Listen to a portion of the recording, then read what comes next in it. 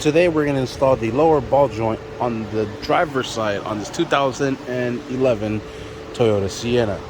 Alright, just made a video of how to remove the old one, and here is the replacement part. There is the part number. Here's the pins that we're going to use to lock it down into place. Alright, and let's just bring it over. We're going to remove this nut and slide it right into here. We'll place it in, put the nut in, thread it down, then we'll secure it into place. Using a 19mm socket, we'll secure this nut down and secure it down, and just as much as possible.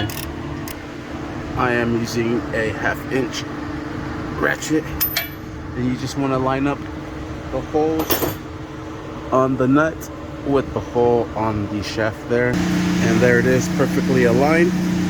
So it goes to the other side.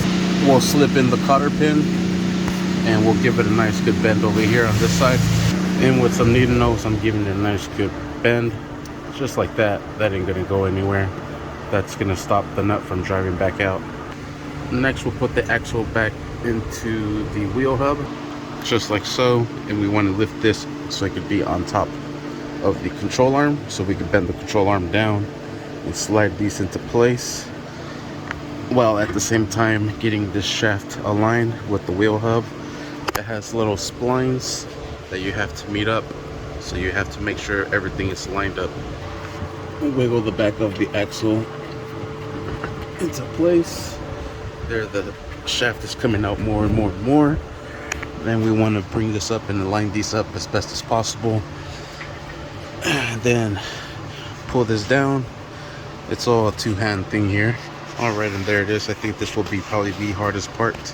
Just squeeze both ends so you get everything lined up. Put in the nuts into place. Then we'll put in that bolt to secure it down. We're going to use a size 19 to secure these nuts down.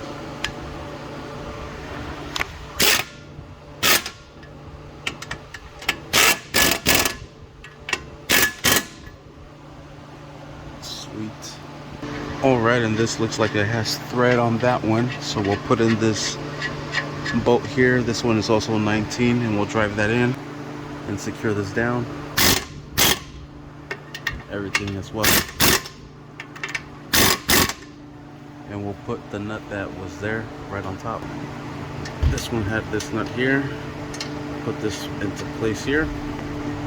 And for this one, we'll use a 17 to secure this down. Then we'll put the axle nut back and we'll secure it down. We're going to be using a 30mm socket, 12 points. I have a 30mm socket here, and this one is 6 points.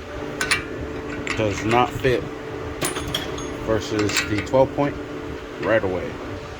We'll secure this down. All right, and there it is. Axle nut is back into place. We're just going to punch that in with a flathead and a hammer.